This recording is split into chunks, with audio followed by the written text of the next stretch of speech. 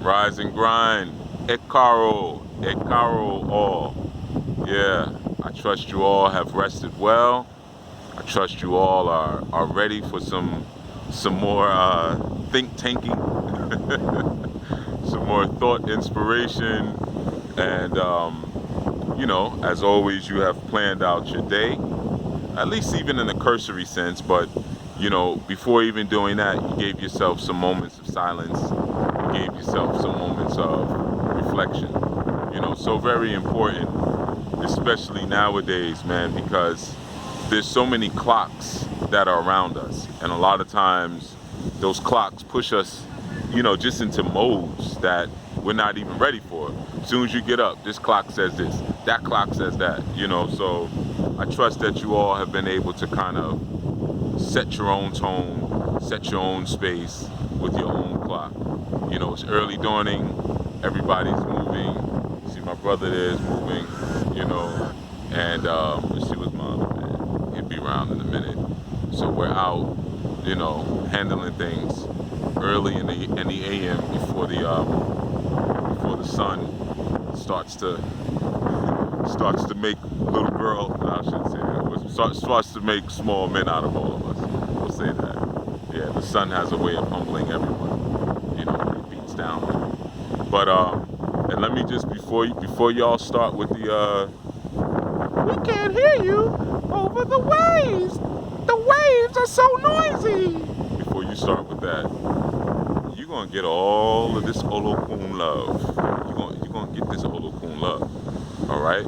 And you're gonna feel it with every ounce of your being. Alright? So you might hear some of what I say, you might miss some of it, but you're gonna get all this Olokun. Alright? So yeah. I'm messing with you as always. You guys know I try to keep it not too heavy. So I wanted to give you a thought today. On this Sunday, start of a new strong. And I'm speaking to everyone, but in this moment, I really want to advocate for a particular group that we often find in the community of Orisha venerators, of practitioners. And, I wanted to speak for a moment about the introverts, right?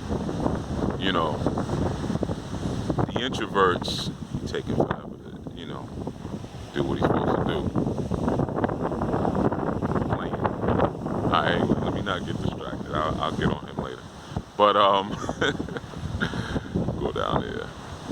So really speaking about the introverts in this tradition, and this is gonna take us on a couple of winding roads for a minute. All right, what I'm getting ready to share with you.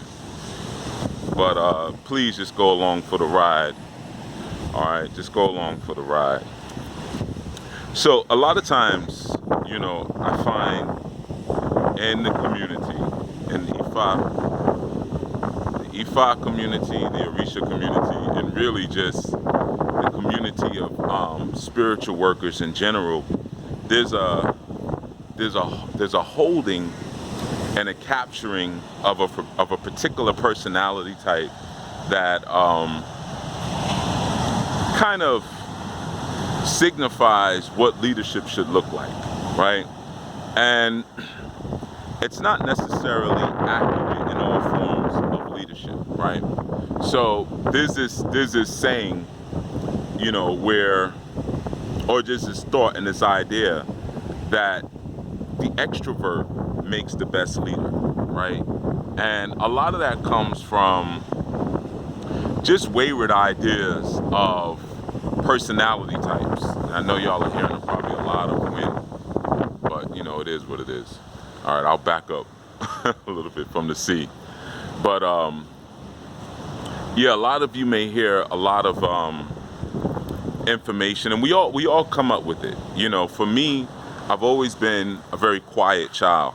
So as a result, I'm sure there was some very embarrassing moments for my elders at times, because I remember being places and like people saying like, what's up with this one? You know, like he's just staring off in a corner, or he's just staring off into space or whatever, you know. But I remember hearing things like that, you know, as a youth. What's up with this one? You know, so almost like if you're quiet or if you're introspective or you're someone who's very internal, especially as a child, there's something wrong with you. So I remember as a youth, adults doing all sorts of things to normalize me, if you will, right? You know, trying to get me to interact with other youth at a certain level and to engage in certain what they consider to be leadership activities, right? You know, so well, let's let this one be the hall monitor this week or this strong, or let him kind of come up to the board and do this, or lead in reading or whatever like that. You know, let him take the lead so he feels included. And sometimes there's a misunderstanding there that some people really enjoy absorbing themselves into the group. That's one personality. You have some who enjoy leading the group, and then, you know, you may have others who enjoy extracting themselves from the group, right? And I know that some of this may sound a little bit contradictory for some of you. We're gonna get back down to Olokun. You know, it's early, so the tide is like it's doing its thing. It's getting everything settled. It's cleaning off the coast, you know. So, but yeah, just an overall idea that, like, you know, we have to normalize ourselves into this extroverted personality, right? So the extrovert becomes the symbol. Yo, what's up? All right. Yeah, my youth up there. The extrovert becomes the symbol of leadership, right? So in that sense, even in the spiritual community, what you'll find a lot of times is that, and again, like I said, this may sound a little contradictory, but I want you to follow me for a second. And why I say contradictory, because you've heard me say something before. For those of you who remember, who've been following. Oh, this is Chief Yuya, by the way. I didn't say it in the beginning. I know I hardly ever say it, and once in a while I remember to introduce myself. That's a part of an introverted lifestyle, introverted personality. But anyway, so you've heard me say before that we learn best in groups, right? And we have this idea that's perpetuated through Western thought and psychology that, you know, all of the greatness of us comes in singularity. And that really, what that does is that it supports the Messiah archetype. It supports the idea that, you know, it's one person who's going to lead us out of our mess, and one person who's coming to save us, and so forth and so on. And in some instances, sometimes that is the case, and I'm going to show you how. But here's the first thing I want to say in that sense. We learn best in groups, but we innovate in solitude. Okay, so if you don't remember anything else that I've said, or if the sound of the waves and the crows that you're probably hearing right now, I'm just so used to it. But I just realized, yeah, the crows might be loud too. I don't know. But we innovate alone. We innovate in solitude. We invent and we create. Creativity happens best when it's happening in solitude. And solitude can also be between man and woman, or between masculine and feminine principle. But we typically don't create at our highest frequency and vibration in groups. However, we do learn at our highest frequency in groups, okay?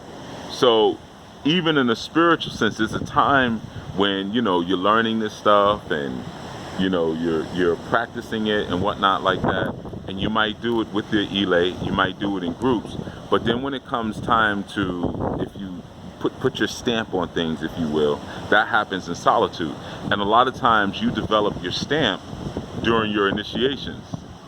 You know, it's during your initiatory period where you're in solitude. You know, nobody gets initiated. You don't get initiated. I mean, your ceremony may happen in a group, but the actual process is a singular process. It's a process of singularity. You know, even if there's 5 people with you, or 10 people with you, 20 people with you, you know that experience is very much distinct for the individual, right? So that is a process of innovating and creating, because in that moment you're becoming something new, you're becoming something else, and it happens alone, even though you may have been training for that initiation in a group. Okay, so with that, like I said, you know, a lot of times we confuse Western mind, or we infuse it, and it doesn't even work in a Western sense, to be honest with you. You know, there's this whole movement now towards, like, you know, you're always hearing people say, oh, we want to do an open space plan, like even in industrial and commercial environments with offices. We want to do an open space plan, an open office working space, because there's this thought that people just work better in groups. And studies have shown that that's actually not true. People collaborate well digitally and virtually. That works very well because they're able to maintain some level of anonymity and some level of distance. So like using different collaboration technology like Google Docs and Google Hangouts, or even Office 365 online, you know, or Citrix, for those of you who are IT people, using Citrix terminals, or you know, even some of the front ends for Linux, you know, being able to use that with your end user environment to create some level of collaborative, you know, digital collaboration, that is very effective, right? But outside of that, working in groups has proven not to be effective. So, you know, when you go to these offices, and they're even doing it now for top level execs, where they're even getting rid of offices for top level execs, where it's like, you know, so even the VPs and the CEOs now, they're working in these pod environments. And you know, we're being told that the pod environment is the best way to work, but it's actually not. You know, and a lot of this comes from misconceptions of, again, personality types. Being told that working in groups is best, even though it isn't. You know, not for everything. Innovating and creating has to happen alone. It just has to. It cannot happen in groups. So if you can compare all of this to your spiritual experience, what I'm doing, I'm speaking to everyone, but I'm giving some encouragement to the introverts. Okay, and there's a particular personality that people are not really so used to when it comes to the introvert, one of which is a higher degree and a higher level of sensitivity. Well, if you consider the energy and the talent that's needed when you're doing spiritual work, you know, when you're working with Ifa, when you're working with divination and doing different things like that. I don't know if you guys, now you probably can't see the horde of crows. It's probably just too small up there. There's a horde of crows, you know, attack of the crows. It's happening right now. But like I was saying, when you're dealing with divination methods, right, you essentially are working, of course, in solitude, because you're divining by yourself, but you're employing a much higher degree of sensitivity than what the average person would call for. Now, a lot of times extroverted people don't have that level of sensitivity. They just don't. You know, you'll find even the personality type of an extrovert, and this is not a knock against extroverts, because some of my best friends are extroverts. You know, it's a classic defense of a racist, but no, or a prejudiced person. So, you know, I'm not casting any dispersions against the extrovert, but what I'm saying is that a lot of times they're more prone to violence, they're more prone to outbursts and whatnot, because they're not as sensitive to the effect of that particular type of behavior. Whereas the introvert is more sensitive to that. The introvert may think a lot more before reacting emotionally or being violent or so forth.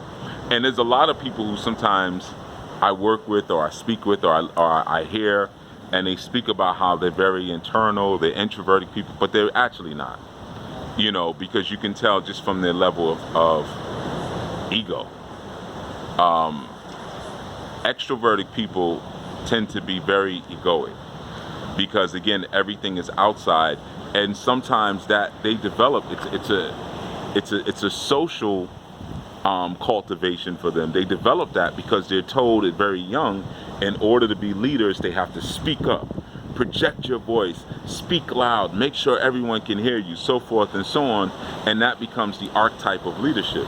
So if they want to have anything good, again, you may have the experiences like I may have had as a youth where they're like, what's up with him? Well, he's over there staring and looking serious, and and maybe to avoid some of that, they're taught, no, speak up.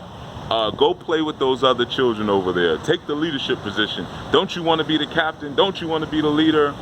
And that idea of leadership carries over. Even in the 1940s, there were advertisements that, were put out in America about homosexuality and the dangers of homosexuality and how to identify a homosexual, and, a lot of just misinformation. It was almost like some of the commercials about HIV in the early 80s. Like just stuff that made that just made no sense, but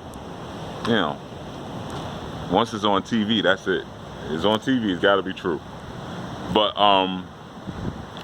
so there were commercials that spoke about the quiet personality. Often the homosexual male, for instance, is very internal and very quiet and very to themselves.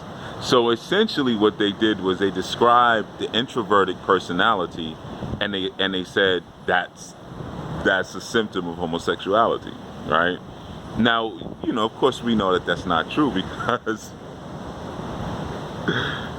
I mean, I don't mean to laugh, but I'm just thinking about some of the people who I know and I've come across in my life who were extremely flamboyant. And there was nothing internal about them, and they, that was their sex style, so I don't mean to laugh. Well, whatever. I mean, I don't have to make apologies for that, because I know sometimes y'all laugh at yourselves, and y'all know who I'm talking about, y'all community, because y'all do some real funny styles. Sometimes y'all are like raging flamboyance.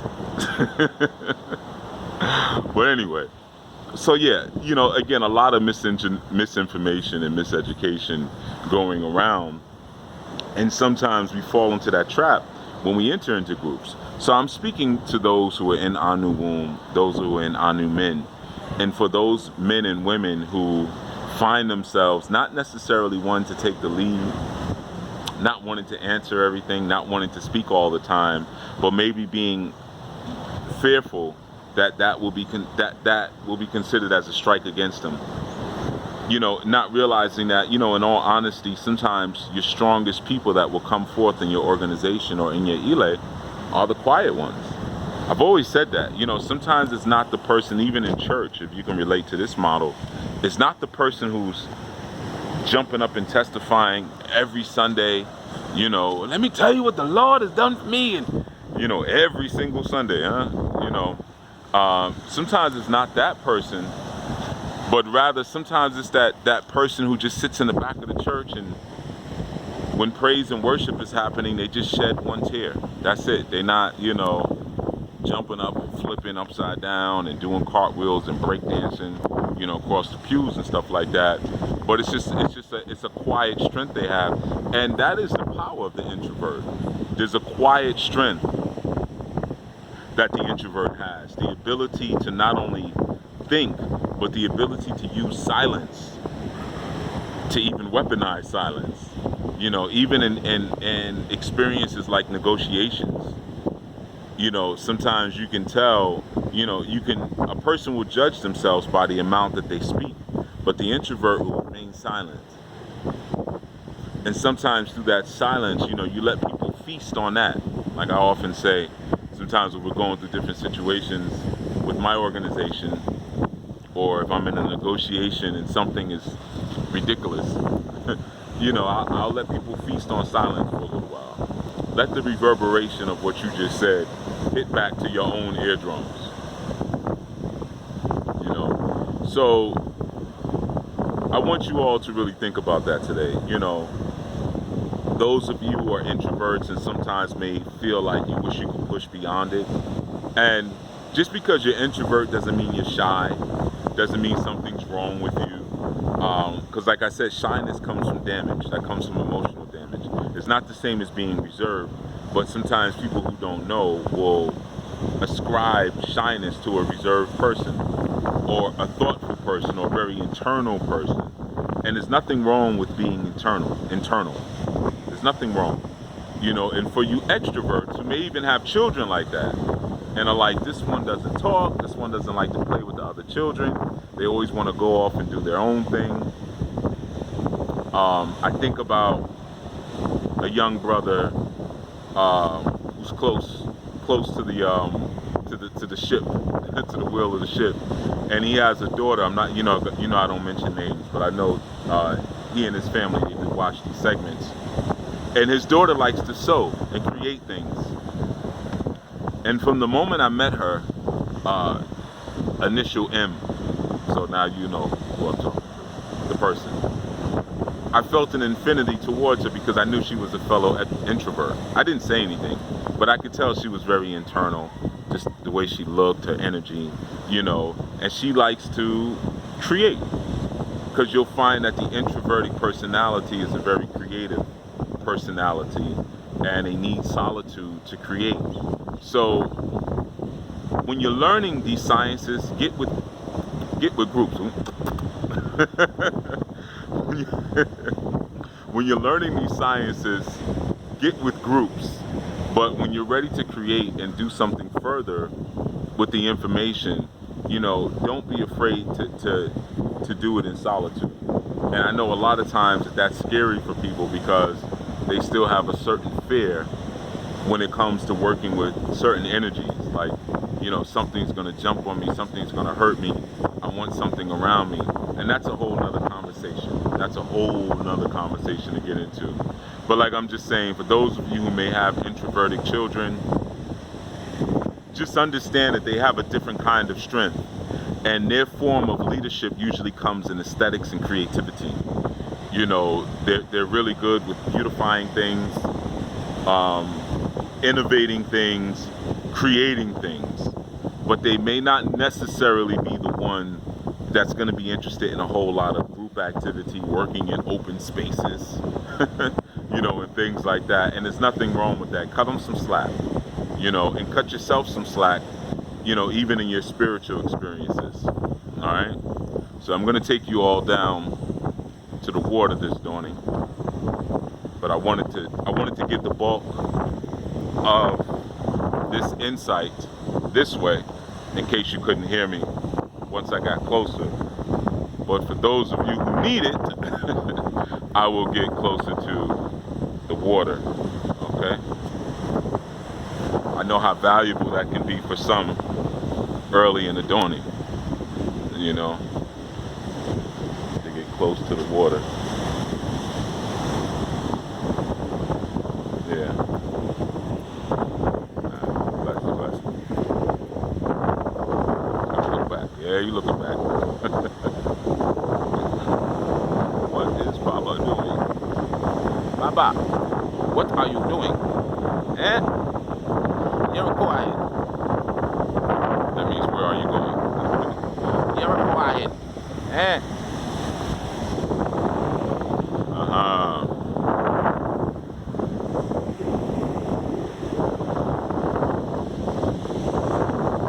There's something very special about sitting with someone you love or an elder in silence and experiencing the same thing at the same time but not commenting on it. That speaks to a special kind of relationship. Maybe tomorrow or today even, you can enjoy that with someone. Strengthen your relationship in that way. Just enjoy something without speaking, like we're going to do right now.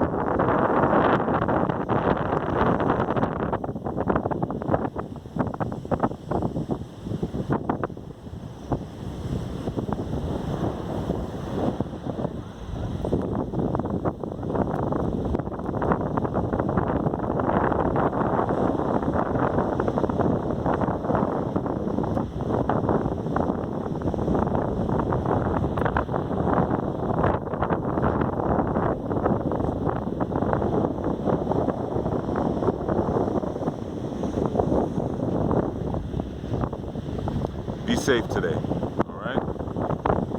One life, one love, one destiny. Chief Yuya signing out. Odabo.